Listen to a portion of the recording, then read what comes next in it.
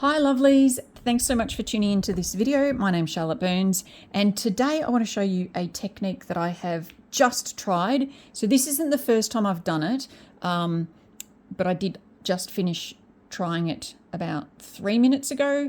So normally I'll come on and I will do a video that shows you, look, this is the first time I'm doing it. But this one worked so well, I thought I'm going to do this under the camera. Now, I'm not going live on Facebook because my internet is being totally dodgy at the moment. So this is a video I will have uploaded to YouTube.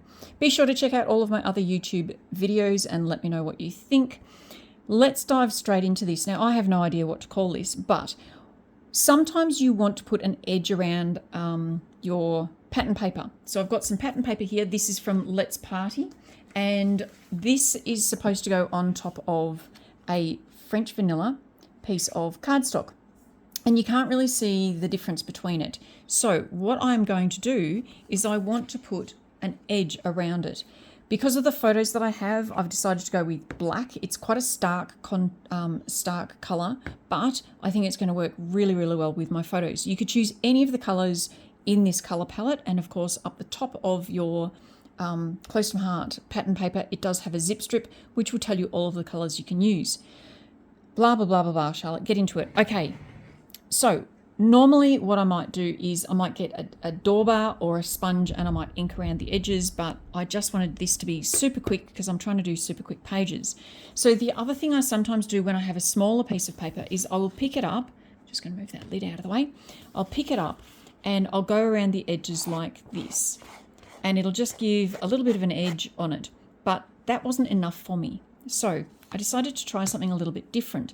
Now, when I'm sanding the edge of papers and photos and everything, what I do is I use the edge of my Versamat or the edge of my table. I put the paper right up against the edge, so my photo, for instance, and I'll sand like this. But I did something different.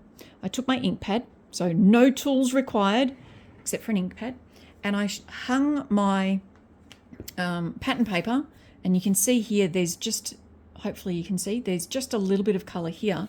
I wanted more colour. So I put my Versamat up against the edge just to give me a nice steady surface. Hung my pattern paper over the edge of my table. Just move the camera a little bit so you can see it properly and see my lovely legs in Trachydax. Then I got my ink pad face down and I simply went like this on the edge of my paper, and look what happens. How cool is that? I'm wondering if I can grab this back and I'll show you.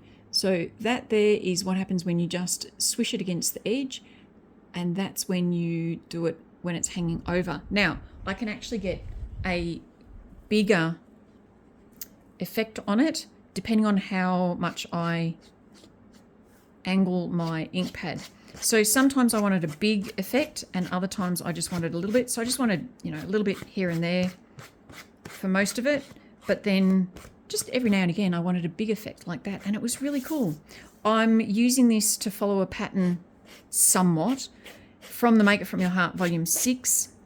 This is pattern number 5, I believe, and it calls for, well, a base page, and we've actually completely changed it.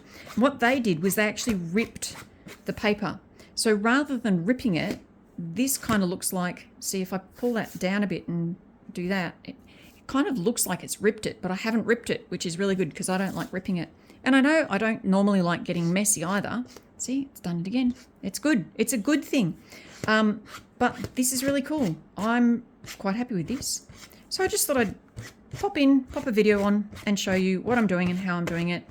Maybe inspire you to have a play as well and put some ink on your pages. Now, do be aware that this does dump quite a bit of ink on the edge of the page. So when you then go and put that onto your paper, be aware that it could well affect your paper. So I turned it upside down and I put some tape on the back of it to stick it down, and I put it on my French vanilla paper, and it actually put lines all over my French vanilla paper, which was not such a good thing, but that's okay because French vanilla is the same color on both sides, so I just flipped it over. But there you go. There is a technique which you can't really see on my Versamat, but how cool does that look? I think that looks pretty good. All right, I hope you've enjoyed this video. I hope I've inspired you. as I always say, stay safe, keep crafting, and bye for now.